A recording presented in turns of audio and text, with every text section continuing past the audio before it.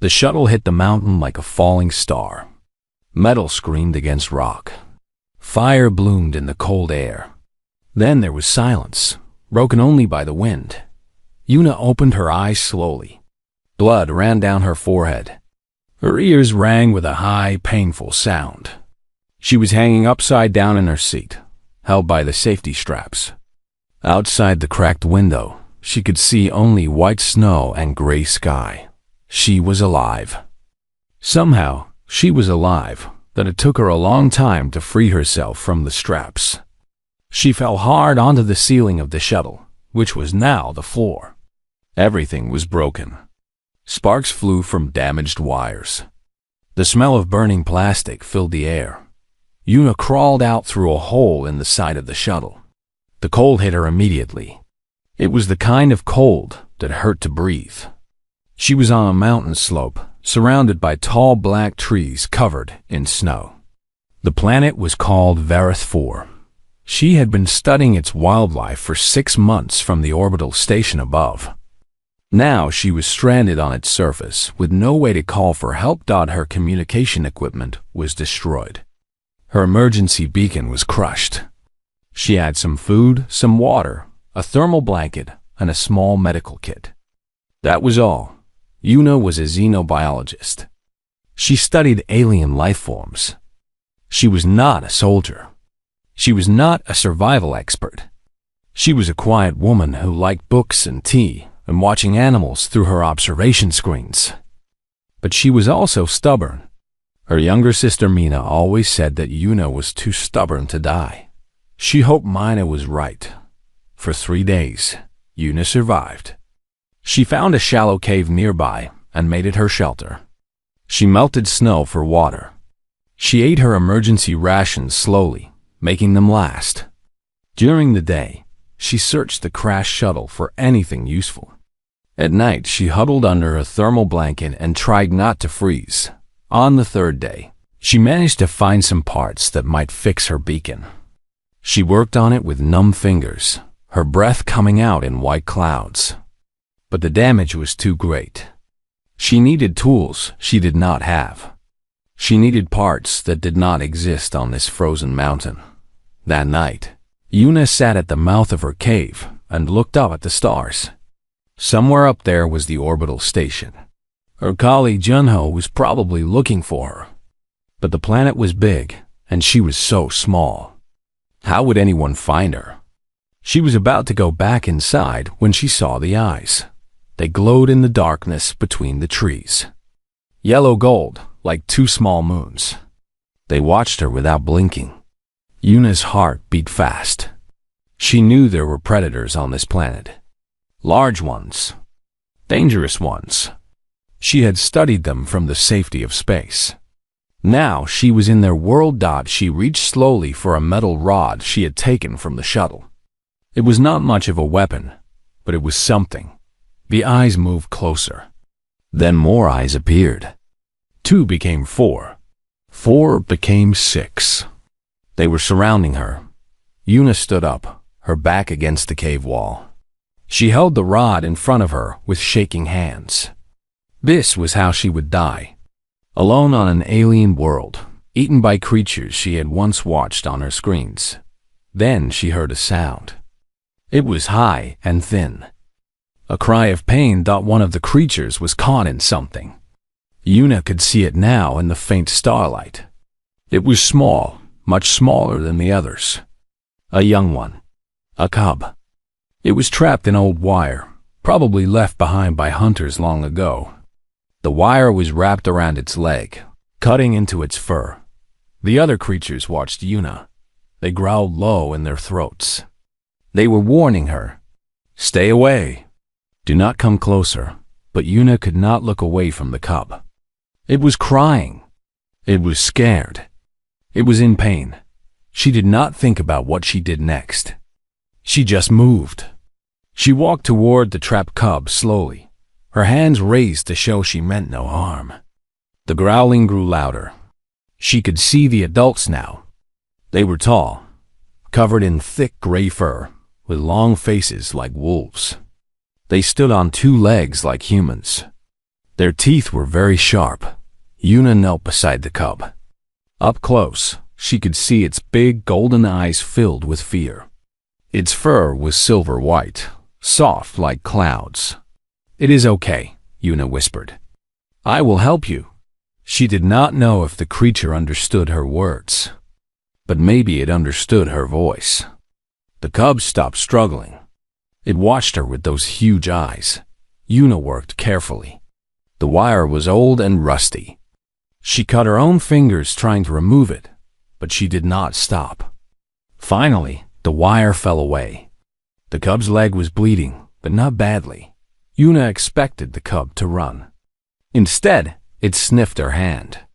Its nose was cold and wet. Then it made a small sound, almost like a purr. One of the adults barked sharply. The cub flinched and ran toward the trees. In seconds, all of them were gone. The forest was empty and silent again. Yuna sat in the snow for a long time. Her heart was still beating fast. She did not understand what had just happened. She only knew that she had helped a creature in pain, and she was still alive. She went back to her cave and tried to sleep. The next morning, Yuna woke to find something at the entrance of her cave. It was a dead snow hare, still warm. A gift. She looked out at the trees. She saw nothing, but she felt eyes watching her. Yuna smiled for the first time since the crash. "Thank you," she said to the forest. Somewhere in the trees, she thought she heard a small, happy bark. Days passed on the frozen mountain. Yuna learned to survive. She learned which plants were safe to eat. She learned how to make small traps for snow hares. She learned how to read the sky and know when a storm was coming. But she was never alone. The cubs came every day. They thought they were hiding. They were not very good at it. Yuna would be gathering wood for her small fire, and she would see a flash of silver fur behind a rock. She would be checking her traps, and she would hear soft footsteps in the snow behind her. She would be sitting at her cave entrance, eating her small meal, and she would feel many eyes watching from the tree line. She learned to tell them apart. The silver white one who she had saved was the boldest. Yuna called her Dara in her mind, after a brave character in a story her mother used to tell. Dara always came the closest. She would sit just 20 steps away, her head tilted, her ears forward, watching everything Yuna did. There was another cub with a scarred ear. This one was shy and fearful. He always stayed the farthest away, hiding behind trees, ready to run at any moment. Yuna called him Taro. The third cub was the oldest and largest. She seemed to be the leader of the little group. She kept the others in line with sharp barks and stern looks. But even she could not hide her curiosity about the strange creature living in the valley. Yuna called her Lunai. There were more cubs too. Some came once and never returned. Others came often. But Dara, Taro, and Lunai were always there. Yuna pretended not to see them. She went about her daily work as if nothing was strange. But she began to do things differently. She began to do things for them. When she skinned a snow hare, she left the bones in a pile near the trees. The next morning, the bones were gone. When she found pretty stones in the frozen stream, she placed them on a flat rock where the cubs could see. The stones disappeared too.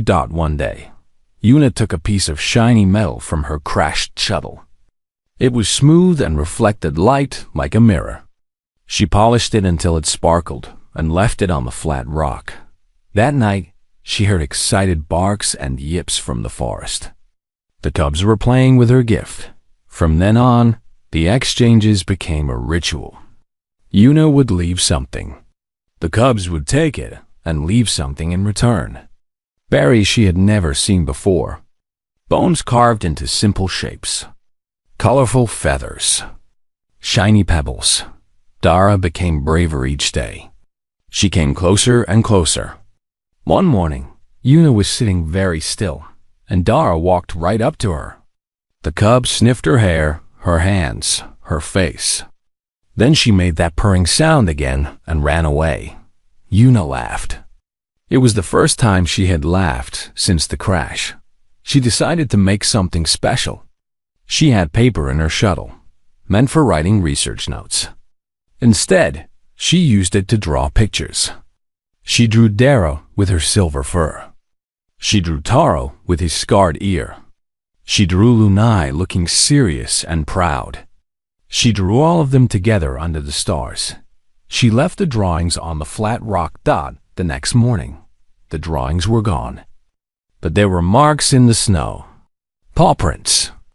The cubs had stood there for a long time, looking at the pictures. After that, Dara brought better gifts. Not just random things, but things she seemed to choose carefully. A perfect white flower, still fresh. A piece of crystal that caught the light. A small doll made of twisted grass. Yun had kept every gift in her cave.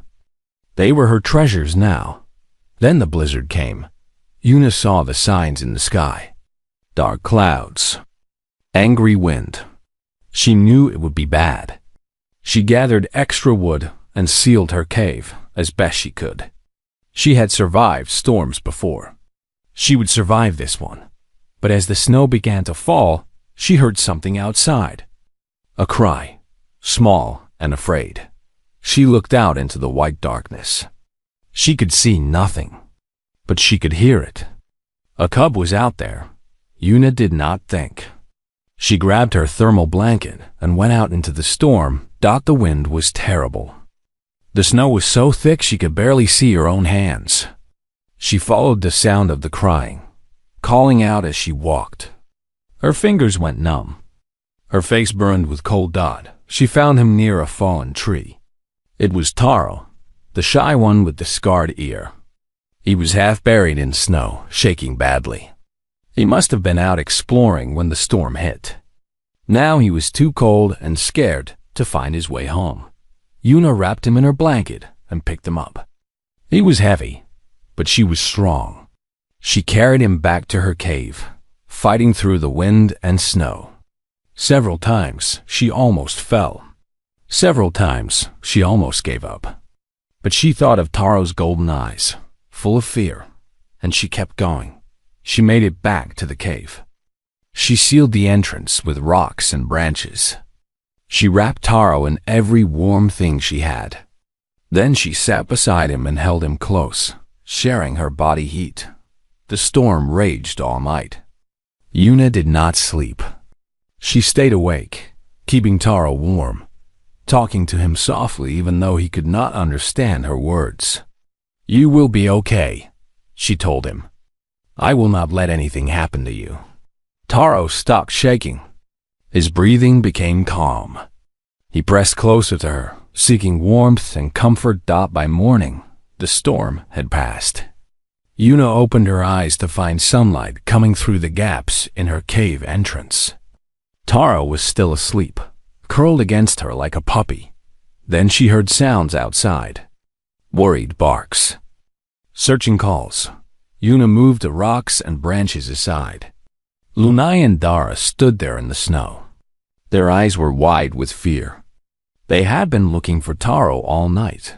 When they saw him, alive and warm, wrapped in Una's blanket, something changed in their faces. Dara made a soft sound and walked into the cave. She pressed her head against Una's hand. Lunai followed. She stood over Taro, checking him, smelling him. Then she looked at Una. The look was different now. There was no more caution, no more distance. There was only gratitude, only trust. Tarr woke up. He saw his friends and made happy sounds. But he did not leave Una's side right away. He licked her hand first. A thank you. Then the three cubs left together, disappearing into the bright white morning. Una watched them go. She was cold and tired and hungry, but she felt warm inside. She had saved one of them again. And this time, they all knew it.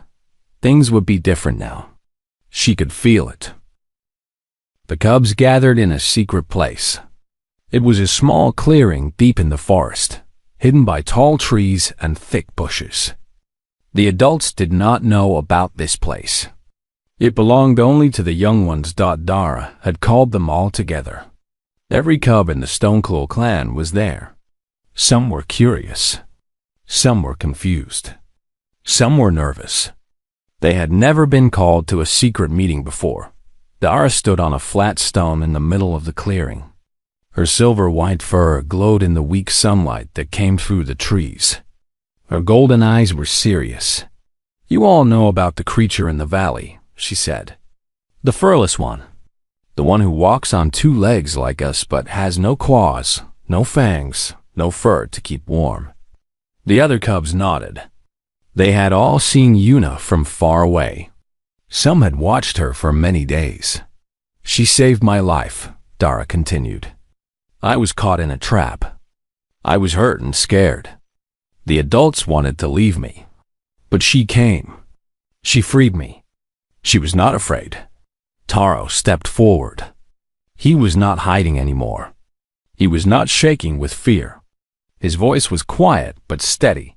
"She saved my life too," he said. "The big storm came. I was lost. I was so cold I could not move. She came out into the storm to find me. She carried me to her cave. She kept me warm all night. She did not sleep because she was watching over me." The other cubs looked at each other. They had heard stories about the furless creature, but hearing Taro speak was different. Taro was always afraid of everything. If he trusted the creature, maybe they could trust her too. Lunai spoke next. She was the oldest cub, almost ready to become an adult. Her words carried weight. "I have watched her for many days," Lunai said. "She is strange. She is different. She is weak in many ways. She cannot run fast.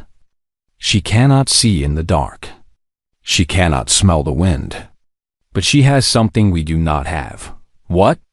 asked a young cub from the back. "Heart," Lunai said. "She has a big heart. She helps others, even when it is dangerous for her. She shares what little she has. She does not ask for anything in return. This is rare. This is precious." The clearing was silent. The cubs were thinking that an old tradition existed among the Rithani people. It was called the Vote of Paws. It came from ancient times, before the clans had names, before they built their great dens. The tradition said the cubs had one sacred right. If all the cubs of one generation agreed, they could claim an outsider as packkin. They could make a stranger into family. The adults could not refuse this vote. To refuse would be to break the oldest law. It would bring great shame to the clan. No elder had ever refused the vote of paws, but the vote had to be perfect. Every single cub had to agree. Even one who said no would end the vote forever. Dara looked around the clearing. "I want to call the vote of paws," she said. "I want to claim the furless creature as our packkin. I want to make her Stoneclaw." Some cubs gasped. This was a big thing. This had not happened in many, many years. "She is not like us," said one cub. "She looks wrong.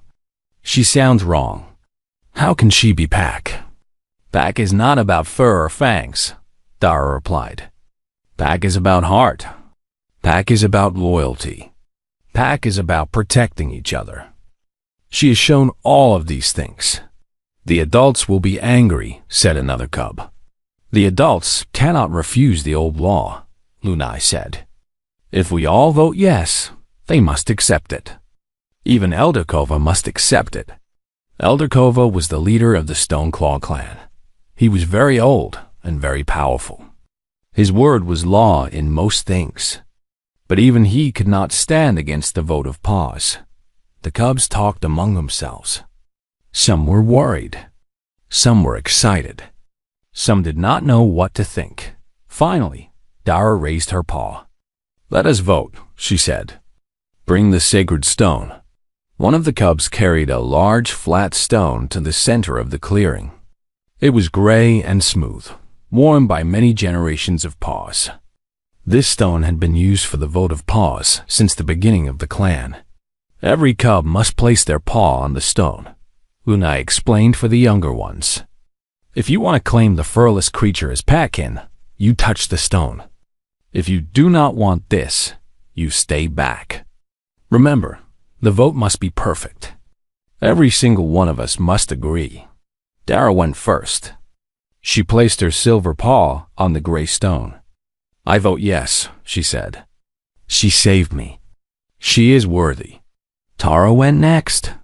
He put his paw beside Dara's. I vote yes, he said. His voice did not shake at all. She saved me. She kept me warm. She has a kind heart. Lunai placed her large paw on the stone. I vote yes. She has proven herself. She belongs with us. One by one, the other cubs came forward. Some were quick and sure. Some were slow and nervous. But they all came. They all placed their paws on the sacred stone. When the last cub voted yes, something happened. The stone seemed to glow with a soft light. Or maybe it was just the sun coming through the clouds. But it felt like magic. It felt like the old spirits were watching and approving. It is done, Dara said. The vote is complete. Now we must tell Elder Kova. That night, Dara rang the ritual chime. It was an old bell made of dark metal that hung in the center of the clan's den. The chime called the elder to witness important matters. No cub had rung it in many years. Elder Kova came slowly from his sleeping place. He was massive, with thick gray fur that had turned silver with age. His amber eyes were sharp and intelligent. He looked at the gathered cubs with surprise. Why have you called me, little ones? He asked. His voice was deep like rolling thunder. Dara stepped forward. She was small compared to the elder, but she did not look afraid. We have called the vote of paws, she said. We have voted. All of us. Every cub of this generation. Kova's eyes went wide. Around him, other adults began to gather, woken by the chime. They whispered to each other in confusion and worry. Who have you claimed? Kova asked. His voice was very serious now. Dara pointed toward the valley where Yuna lived. The furless creature. The one who came from the sky. She saved me from the trap. She saved Taro from the storm. She has shown us kindness and courage. We claim her as pack-kin. We claim her as Stoneclaw.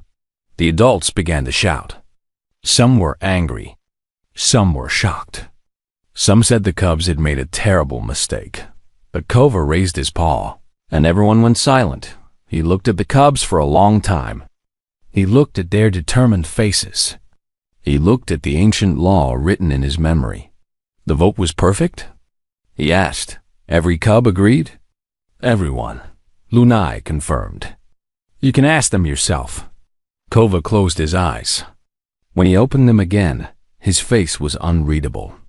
Then it is done, he said. The old law is clear. I cannot refuse. He turned and walked toward the valley. The cubs followed. The adults followed too, still whispering and worrying. They were going to claim their new pack member. They were going to find the human. Yuna woke to a shadow over her bed. She opened her eyes and saw a giant standing above her. He was covered in silver-gray fur. His amber eyes glowed in the darkness of her cave. He was so big he had to bend down to fit inside. Yuna's heart nearly stopped. She tried to scream, but no sound came out. She tried to move, but her body would not listen. Then she saw the cubs behind him. Dara, Taro, Lunai, and many others. They were watching her with bright eyes. They did not look scared. They looked excited. The giant spoke. His voice was deep and rough, and he used human words. The words were broken and strange, but Yuna could understand them. Do not fear, he said. I am Kova, elder of Stoneclaw clan. I come because of the little ones. He gestured to the cubs behind him. Yuna sat up slowly. Her heart was still beating fast. but she was starting to understand. This was not an attack. This was something else. The cubs have done something, Kova continued. An old thing. A sacred thing. They have called the vote of pause. They have voted. All of them. They have chosen you. Yuna did not understand. Chosen me? For what? For pack, Kova said. For family. For clan. They have made you Stoneclaw. By the old law, you are one of us now. Yuna looked at the cubs. Dara was bouncing on her paws, barely able to contain her happiness. Taro was smiling, his scarred ear twitching. Even serious Lunai looked pleased. I do not understand, Yuna said. I am human. I am not like you. The cubs do not care, Kova replied. They see your heart. They say your heart is Stoneclaw, even if your body is not. From behind Kova, another Rathani pushed forward. This one was smaller than the elder, but still much bigger than Yuna. His fur was dark brown, and his eyes were hard and suspicious. This is wrong, the brown one said. His name was Sareth, advisor to the elder. A human cannot be pack. A human is weak. A human cannot hunt. A human cannot survive the long dark. A human will bring shame to our clan. Other adults murmured in agreement. They had followed Kova to the valley, and they did not look happy. Kova raised his paw. The law is the law. The cubs have voted. I cannot refuse, but... He looked at Yuna with his sharp amber eyes. The law also says that those who are claimed but not born of the pack must prove themselves. They must face the trial of 3 moons. Sarah smiled coldly. Yes, the trial. If she fails, the claim is broken. She will not be pack. What is this trial? Yuna asked. Her voice was steady, even though she was scared inside. Kova explained. The trial of 3 moons had 3 parts. First, she must provide food for the clan. She must hunt and bring back prey to feed the hungry. Second, she must protect a cub in danger. She must show that she would risk herself for the young ones. Third, she must survive the sacred cold. She must spend 1 night in the deepest winter without fire, without shelter, without help. If she passed all 3 parts, she would truly be Stoneclaw. If she failed, she would be cast out. The cub's claim would mean nothing. Yuna looked at the trial ahead of her. It seemed impossible. She was not strong like the Rathani. She could not run fast or see in the dark. She did not have claws or fangs or thick fur, but she looked at Dara's hopeful face. She looked at Taro, who had trusted her. She looked at Lunai, who believed in her. I accept the trial, she said. The first test came the next day. Yuna had to hunt. The Rathani watched her from a distance. They expected her to fail quickly. Humans were weak hunters. Everyone knew this. But Yuna was a xenobiologist. She had studied the creatures of this planet for months. She knew things the Rathani did not know. She knew that the snow deer of Varith 4 gave off a special heat signature when they were sleeping. She had a small device from her shuttle that could detect this heat. She used it to find a sleeping deer hidden in a snow cave. She could not fight the deer directly, but she did not need to. She used wire from her shuttle to make a trap. She used her knowledge of the deer's behavior to predict where it would run when it woke up. The trap worked. The deer was caught. Yuna dragged it back to the clan, her arms aching, her breath coming in white clouds. The Rathani were shocked. Even Sareth could not hide his surprise that the second test came 3 days later. Yuna had to protect the cub. Kova chose Dara for the test. They went to a rocky area where the ground was unstable. Yuna knew this was dangerous, but she did not complain. They were walking along a narrow path when the rocks began to shake. A rock slide. Dara screamed as stones came crashing down toward her. Yuna did not think. She ran. She threw herself over Dara, covering the small cub with her own body. The rocks hit her back, her arms, her legs. Pain exploded through her body, but she did not move. She kept Dara safe beneath her dot when the rocks stopped falling. Yuna was bleeding and bruised. She could barely stand, but Dara was unhurt. Kova helped Yuna to her feet. For the first time, there was something like respect in his amber eyes. "You are hurt badly," he said. "You should rest." "The trial is not over," Yuna replied. "I must finish." The third test was the hardest. The sacred cold. Yuna was taken to a high place on the mountain. It was night. The wind was bitter and cruel. The temperature was far below freezing. She was given nothing. No fire, no blanket, no shelter.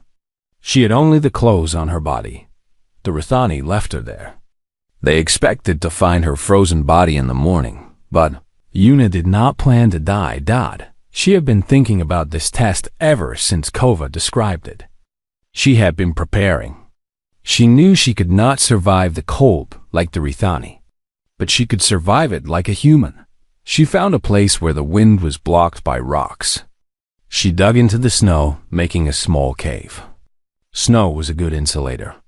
Her body heat would warm the small space. She remembered reading about this technique on Earth. It was how ancient humans survived in frozen places. She packed the snow tight around her. She made the entrance small to trap the heat. She curled her body into a ball to save warmth. The night was long and terrible. The cold pressed against her little snow shelter, trying to get in. Her body shook. Her teeth chattered. Several times, she thought she would not make it, but she thought of the cubs. She thought of their trust. She thought of the family that was waiting for her dot. She held on. When the 3 moons set and the sun rose, Yuna crawled out of her snow shelter. She was alive. She was shaking and exhausted, but she was alive. The Rithani were waiting for her. Their faces showed disbelief. Sereth stepped forward. "How?" he demanded. "How did you survive?" Yuna smiled weakly. "Humans are weak in many ways," she said. "But we are good at one thing. We never give up." Kova walked toward her. The whole clan was watching. The cubs were holding their breath. The great elder placed his heavy paw on Yuna's shoulder. His amber eyes were warm now. There was no more doubt in them. "You have passed the trial of 3 moons, Kova announced. "You have proven your worth. You have shown courage, wisdom, and heart." He looked at the gathered clan. "From this day forward, this human is Stoneclaw. She is pack. She is family. Anyone who harms her answers to me." The cubs burst into happy howls. Dara ran to Yuna and pressed against her legs. Taro and Lunai followed. Soon, all the cubs were surrounding her, celebrating. Even some of the adults nodded their approval. The strange furless creature had earned their respect. Yuna stood there, surrounded by her new family, and she felt something she had not felt since the crash. She felt like she belonged. Months passed on the frozen planet. The seasons changed. The snow melted in some places and grew deeper in others. Yuna changed to Dot. She was no longer the scared survivor who had crawled from a broken shuttle. She was Stoneclaw now. She was pack. She lived in a cave near the main den. The cubs had helped her make it comfortable. They brought her soft furs for her bed. They brought her dried meat and sweet berries. They visited her every day, sometimes staying for hours. Yuna taught them many things. She taught them about the stars. She pointed to the lights in the night sky and told them which ones were suns like their own, and which ones were distant galaxies full of countless worlds. The cubs listened with wide eyes, amazed that such things existed. She taught them about medicine. She showed them which plants could heal wounds and which could reduce fever. She taught them how to clean injuries so they would not get sick. The clan elders were impressed. Several Rithani survived injuries that would have killed them before, all because of Yuna's knowledge. She taught them about writing. The Rithani had no written language. They passed down their history through stories and songs. But Yuna showed them that marks on paper could hold words forever. Dara was especially fascinated. She practiced making letters every day until she could write her own name in return. The Rithani taught Yuna. They taught her to read the wind, to know when a storm was coming by the smell of the air. They taught her to move quietly through the forest, to step without making sound. They taught her their language, their words, and their songs. Most importantly, they taught her to speak in howls. The howl of the Rithani was not just noise. It was communication. Different howls meant different things. A long, high howl meant danger. A short, low howl meant greeting. A rhythmic howl meant celebration. Yuna could not make the sounds perfectly. Her throat was not built for it. But she learned to understand them all. Kova watched her progress with quiet approval. The elder had been uncertain about the human at first. He had accepted her only because the law demanded it. But now he saw what the cubs had seen from the beginning. Yuna had a heart for the pack. She gave everything she had to her new family. Even Sereth stopped complaining. He never became friendly with Yuna, but he stopped calling her weak. After she saved his daughter from a fever using human medicine, he nodded to her whenever they passed. For Sereth, this was almost the same as a hug. One day, as Yuna was teaching the cubs to count using stones, her emergency beacon crackled to life. She had long stopped trying to fix it. She had accepted that no rescue would come. But somehow, the old machine had found a signal. A voice came through the static. It was familiar. It was human. Yuna? Yuna, can you hear me? This is Junho. I am on the orbital station. We have been searching for you for months. If you can hear this, please respond. Yuna's hand shook as she grabbed the beacon. Junho, her colleague, her friend. He was still looking for her. Junho, she said into the device. I am here. I am alive. The joy in Junho's voice was clear even through the static. Yuna, thank the stars. We tracked your beacon signal. A rescue shuttle is coming. It will reach your location in 3 days. Just hold on. We are coming to bring you home. Home. The word felt strange in Yuna's mouth. She looked around her cave. She looked at the soft furs, the carved bones, the drawings on the walls. She looked at the cubs who had stopped their lesson to stare at the talking machine with big eyes. Was this not home? News spread quickly through the clan. The humans' people were coming. The human might leave. The cubs were devastated. Dara stopped eating. Taro went back to his old habit of hiding. Lunai became silent and distant. Even the younger cubs walked around with sad faces and drooping tails. The adults did not know what to feel. Some were relieved. The strange human would finally be gone, and things could return to normal. But others, more than Yuna expected, seemed sad. They had grown used to her. They had started to see her as one of them. Kova came to visit Yuna on the second night. He sat beside her fire and looked at her with those deep amber eyes. You are thinking hard thoughts, he said. I am, Yuna admitted. I do not know what to do. Do you want to leave? Yuna was silent for a long time. I used to dream about rescue, she said finally. Every night, I dreamed that a shuttle would come and take me away from this cold planet. But now the dream feels different, Kova finished for her. Yes, now I think about leaving and my heart hurts. Kova nodded slowly. The cubs would miss you. The clan would miss you. He paused. I would miss you. Coming from the stern elder, these words meant everything. What should I do? Yuna asked. That is not for me to say, Kova replied. You must choose with your own heart. But I will tell you this. Pack is not about blood. Pack is not about fur or fangs or how you were born. Pack is about who you choose to love and who chooses to love you. You are Stoneclaw, Una, that will never change, no matter where you go. On the third day, the rescue shuttle landed in the valley. It was small and silver, and it made loud noises that scared the birds from the trees. A man stepped out.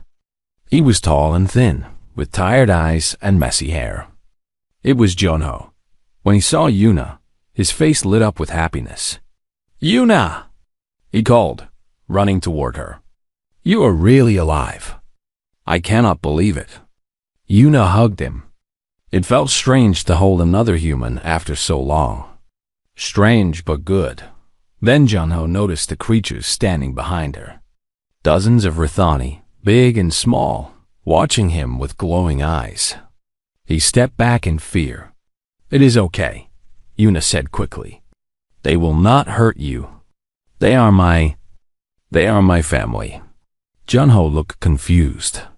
"Your family?" "Una, these are aliens. Dangerous aliens. We studied them from the station. They are predators." "They are also kind," Una said. "They took me in. They made me one of them. They saved my life as much as I saved theirs." The whole clan had come to see her off. Sareth stepped forward, looking uncomfortable. In his paws, he carried something. It was a pendant made from a carved fang, hung on a cord of braided fur. The fang was white as snow, and symbols were etched into its surface. "This is the highest honor of our clan," Sareth said gruffly, "given to those who have shown true heart. You have earned it, human." He placed the pendant around Una's neck. It was heavy and warm against her chest. Una looked at the clan. She looked at Kova, strong and wise. She looked at Sareth, who had gone from enemy to something like a friend. She looked at Lunai, Taro, and Dara, her precious cubs, the ones who had claimed her when no one else would. Dara's eyes were full of tears. "Please do not go," she whispered. "Please stay." Una knelt down and held the little cub close. "Oh, Dara," she said softly. She stood up and walked toward the shuttle. Junho was waiting by the door. He looked relieved. "Come on," he said. "Let us go home. Everyone is waiting to see you." Una stepped into the shuttle. The door began to close. She looked at the control panel. She looked at the human technology that would take her back to space, back to stations and ships and a life she used to know. Then she looked out the window at the clan. At her clan, the door stopped. Una pressed the button to open it again. "Junho," she said, "I need you to do something for me." "Anything," he replied. "What do you need?" Una removed her researcher's badge. She put it in his hand. "Tell them I am not lost," she said. "Tell them I found what I was looking for. Tell them I am home." She stepped out of the shuttle and back onto the snow. Junho called after her, confused and worried. But Una did not look back. She walked toward her clan. Dara ran to meet her, crying and laughing at the same time. Taro followed, and then Lunai, and then the others. They surrounded her, pressing close, howling with joy. Even Kova let out a long, happy howl. And for the first time in memory, the great elder's tail wagged. Una stood in the middle of her pack. A strange, wonderful, furry pack.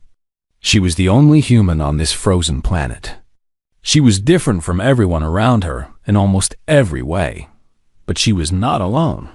She was not lost. She was Stoneclaw. She was home. The shuttle flew away, carrying Junho back to the stars.